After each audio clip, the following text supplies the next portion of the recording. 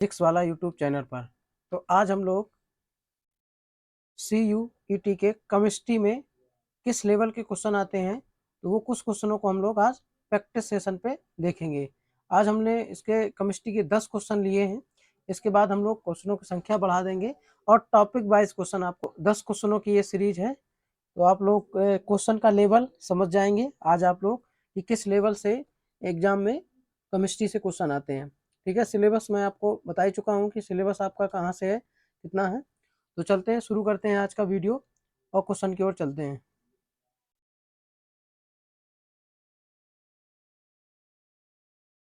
तो question number 1, आज का क्वेश्चन नंबर 1। तो क्वेश्चन नंबर 1 है आपका, अमोनियम फास्फेट NH4 का होल थ्रेच PO4 का एक नमूना जिसमें 6.36 मोल हाइड्रोजन परमाणु होते हैं। नमूने में ऑक्सीजन परमाणु के, यहाँ पर के होगा, के मोलों की संख्या क्या होगी, ज्ञात करना है। तो यहाँ पर हम लोग पहले इसमें देखें कितने मोल हाइड्रोजन है, फिर उसमें 6.36 में निकाल लेंगे, फिर इसके बाद करते हैं आगे। तो इसको सॉल्व करेंगे हम लोग, सॉल्व करने के बाद आंसर लाएंगे। तो देखिए NH4 का होल थ्राइज PO4 के एक मोल में हाइड्रोजन परमाणु के 12 मोल होते हैं। ठीक है, मतलब अब यहाँ पर बात करें कि हाइड्रोजन परमाणु के 12 मोल, ठीक है, या आप ऐसा कर सकते हो 12 मोल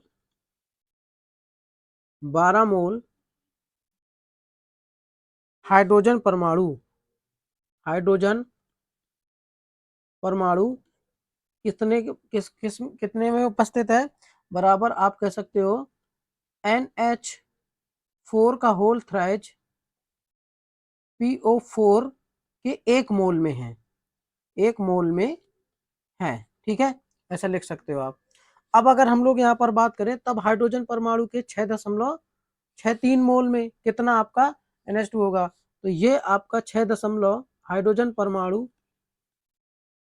भाई 12 मोल कितने में, 12 मोल एक मोल में है, ठीक है इसके। तो 6.36 मोल कितने में होंगे, तो यही आपको निकालना है। तो हाइड्रोजन परमाणु के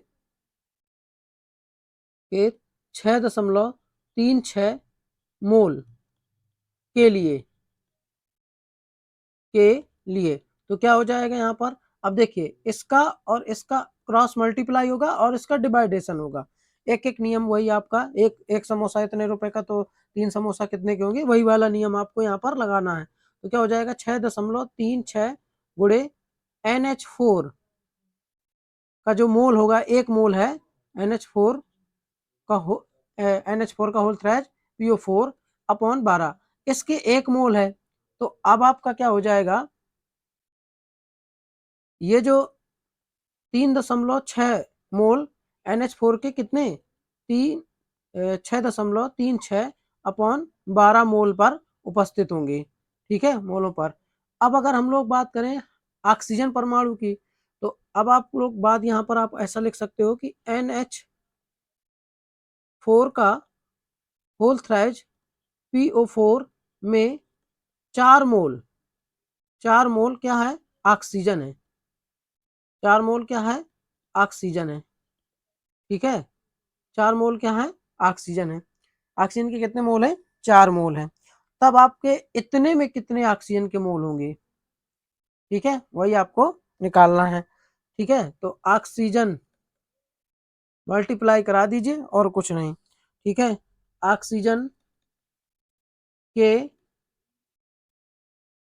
मोलों की संख्या, ठीक है, तो मल्टीप्लाई करा दीजिए भाई, एक मोल में 4 हैं, तो इतने में कितने होंगे, वही आपको मल्टीप्लाई कराना पड़ेगा।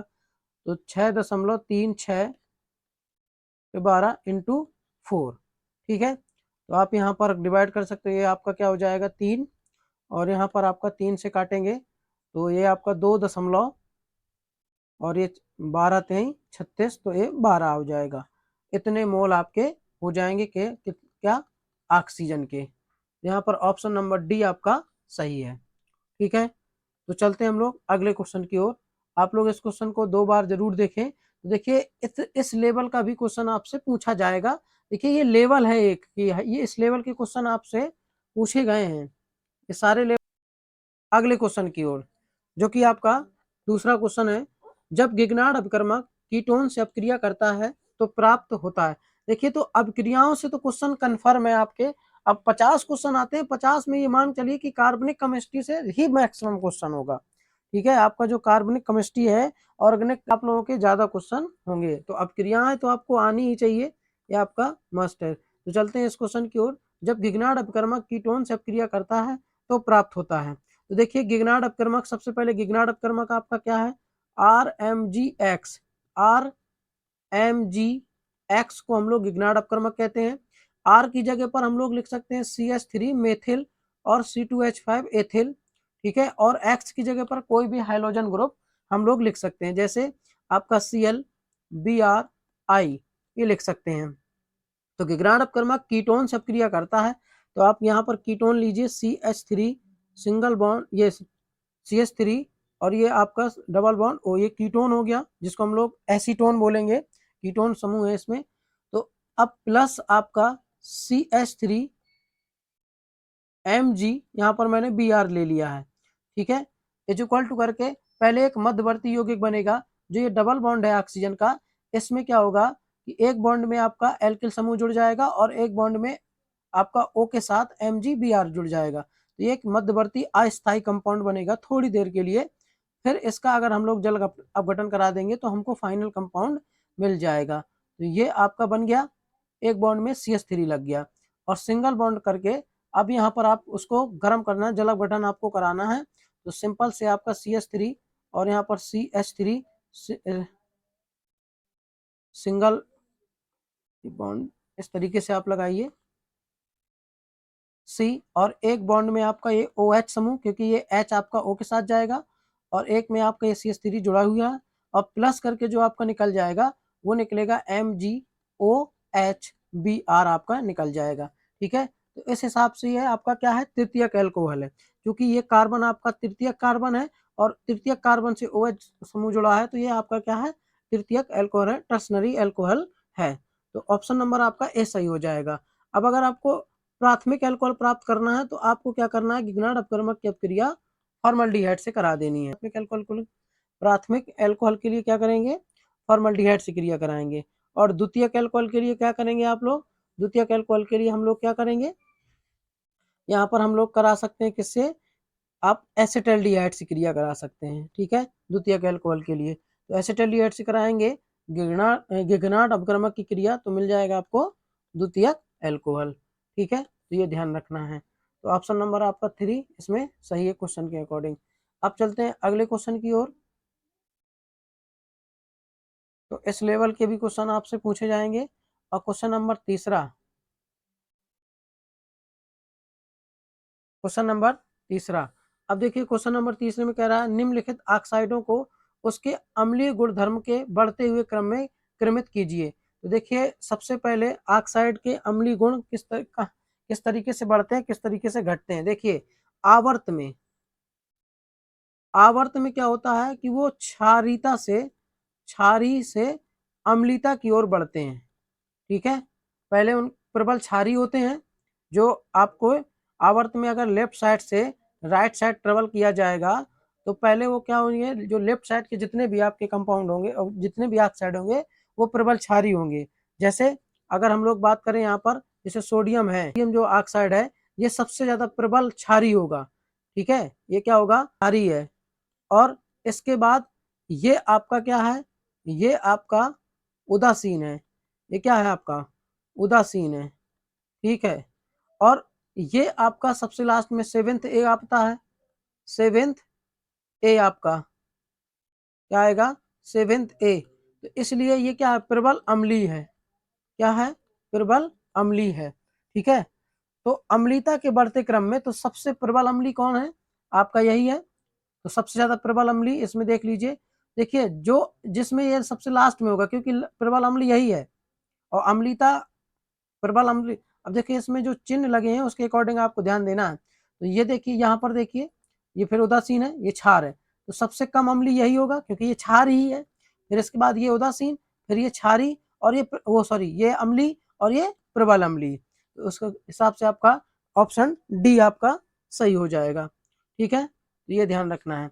अगर हम लोग वर्ग में बात करें तो वर्ग में ऊपर से नीचे आने पर आपकी जो अम्लीय प्रकृति है वो घटती है और क्षारीय प्रकृति बढ़ती है। तो ये क्षारीय प्रकृति क्या होगी, वर्ग में घट बढ़ती है और अम्लीय प्रकृति क्या होती है, अम्लीय प्रकृति घटती है। ये आपको ध्यान देना है। ठीक है, वर्ग में के लिए है। और आवर्त में अगर जाएंगे तो जो क्षारीय प्रकृति कम होती जाएगी, मतलब प्रबल क्षार से वो प्रबल अम्ल की ओर बढ़ेंगे। तो ये आपको ध्यान देना है। ठीक है, तो क्वेश्चन नंबर आपका तीसरा हो गया। अब बात करते हैं क्वेश्चन नंबर चौथे की। ठीक है, ये आपके सामने क्वेश्चन नंबर 4 की बात करते हैं। क्वेश्चन नंबर 4 में कह रहा है निम्न में से किस व्यवस्था में क्रम उनके गुणधर्मों के अनुरुद्ध विरुद्ध क्रम में नहीं है। इसमें देखिए क्या कह रहा है, नहीं है मतलब आपको इसमें किस में मतलब कौन सा ग्रुप अपने गुणधर्म के गलत क्रम में रखा हुआ है, ये आपको सही मानना है। ठीक है, मतलब सही क्रम में नहीं है, ये आपको देखना है। ठीक है, वैसे इसमें आपका सही हो जाएगा डी, लेकिन रीजन देख लेते हैं। देखिए ये दोनों आपके उभयधर्मी ऑक्साइड हैं। ठीक है, और ये आपके क्या है, ऑक्साइड है जो कि आपका लेफ्ट से राइट मतलब ऊपर से नीचे की ओर आ रहे हैं और ऑक्सीकारक क्षमता के बढ़ते क्रम में रखे हैं।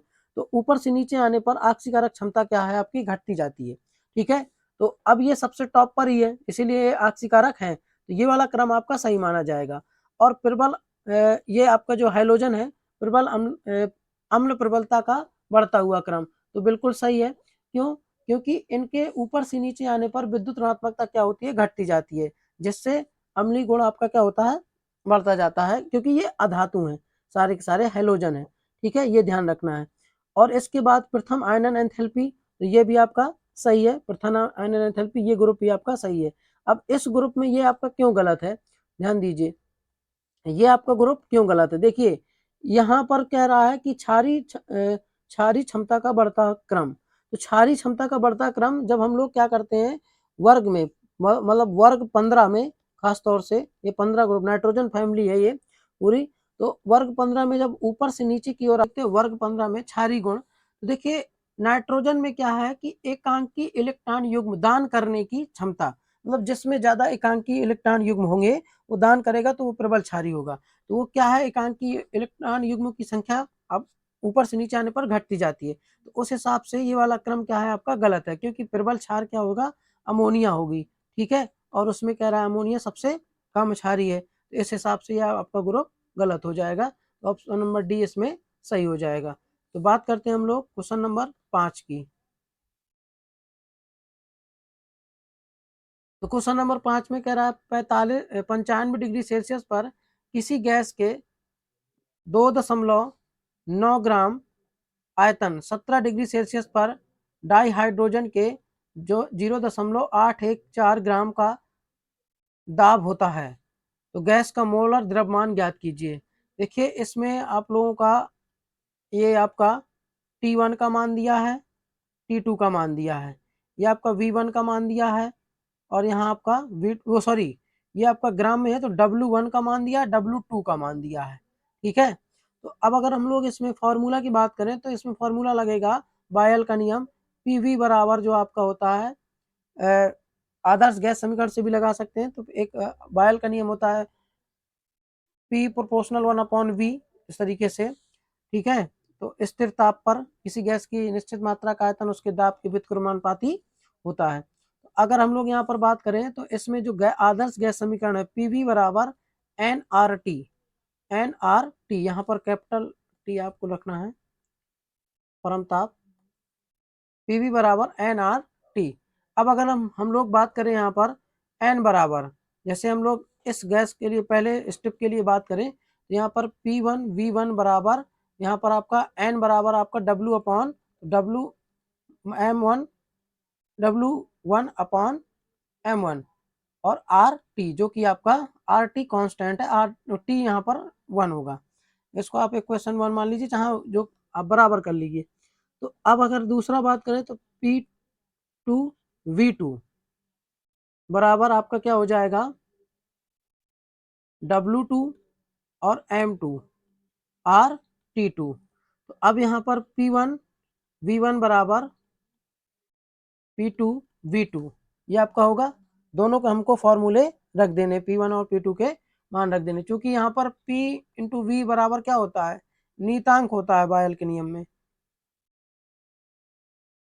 उस हिसाब से आपका ये फॉर्मूला यहाँ पर लगा देंगे और वैल्यू रख देंगे। तो देखिए अब मान रखते हैं हम लोग, क्या हो जाएगा, पी वी बराबर यहाँ पर आपका क्या हो जाएगा, W1 M1 R T1 बराबर W2 R T2 upon M2।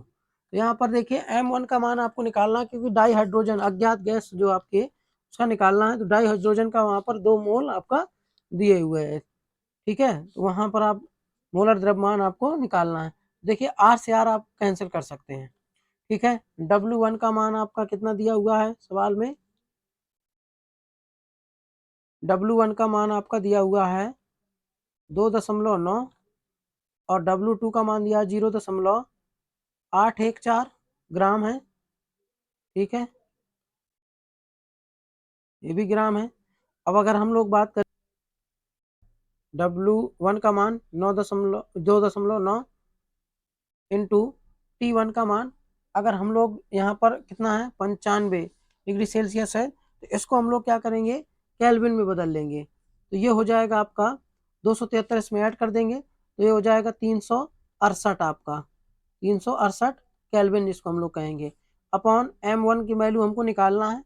और यहाँ पर आपका W2 का मान कितना है 0.814 इंटू, अब आपका यहाँ पर T2 का मान ये 70 डिग्री सेल्सियस है, 17 डिग्री सेल्सियस, जिसको केल्विन में बदल लेंगे और ये आपका कितना हो जाएगा 273, तो 290 ये आपका केल्विन हो जाएगा। और M2 की वैल्यू आप 2 रखेंगे, इस हिसाब से आप M1 की वैल्यू निकाल लेंगे यहाँ पर। तो M1 बराबर क्या हो जाएगा आपका, क्रॉस मल्टीप्लाई इधर कराइए और इधर कराएं तो ये हो जाएगा 2.9368 गुणे 2 बटा 0.814 गुणे 290, ठीक है। अगर आप काटेंगे इस ग्राम प्रति मोल, ठीक है, ऑप्शन नंबर आपका बी सही हो जाएगा। तो इस लेवल का भी आपका क्वेश्चन आता है। अब अगर हम लोग बात करते हैं क्वेश्चन नंबर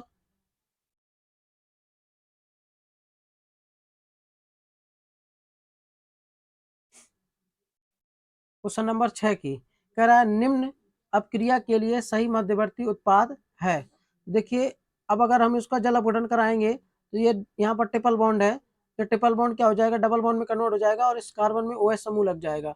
तो पहला आपका यहाँ पर A बराबर जिस तरीके से बनेगा CH3 single bond C single bond OH और डबल बॉन्ड CH। अब इसके बाद अगर हम लोग इसकी चालकता देखें तो यहाँ पर ये क्या हो जाएगा, यहाँ 2 होगा और यहाँ पर आपका फिर से आ जाएगा आपका, तो CH3 single bond C double bond O और सिंगल बॉन्ड CH3, तो ये बन जाएगा आपका कीटोन, ठीक है। तो ये ध्यान रखना है। और देखें इसमें कौन से ऑप्शन में है, तो यहाँ पर SO4 तो लगेगा ही नहीं, ठीक है, इसमें भी SO4 कहीं नहीं लगा है, ये तो आपका गलत ही हो जाएगा। अब नीचे बात करें, ऑप्शन नंबर आपका चौथा, इसमें आपका ये लगा है, ये ऑप्शन नंबर चौथा आपका सही हो जाएगा, ठीक है, ध्यान देने। अब चलते हैं क्वेश्चन नंबर 7वें की ओर। क्वेश्चन नंबर 7वां, वह यौगिक जो ऑक्सीकारक तथा अपचायक दोनों की भांति व्यवहार करता है। तो देखिए ये भी आपका क्वेश्चन इस लेवल का भी आता है, ये क्वेश्चन अब रेडॉक्स अपक्रिया वाले चैप्टर से है ये क्वेश्चन, जो कि 11th क्लास में है। तो ऐसा नहीं है कि वहां से क्वेश्चन आपके नहीं पूछे जा सकते हैं, तो ठीक है, वहां से भी क्वेश्चन पूछे जाएंगे। तो देखिए ऑक्सीकारक तथा अपचायक की भांति कार्य करता है, तो ऑप्शन नंबर बी आपका, ये जो पराक्साइड है हाइड्रोजन पराक्साइड, ये आपका ऑक्सीकारक और अपचायक का काम करेगा। क्यों, क्योंकि देखो ये जब H2 के साथ में रहेगा तब इसकी ऑक्सीकरण संख्या -1 होगी, जब O के साथ रहेगा तो 0 हो जाएगी, और जब H2O के साथ रहेगा तो -2 हो जाएगी। तो इस हिसाब से क्या है, आपका ऑक्सीकारक और अपचायक का दोनों का काम ये करेगा, ठीक है। तो ये ध्यान रखना है, ऑक्सीकारक और अपचायक का दोनों का काम ये आपका काम करेगा। तो चलते हैं हम लोग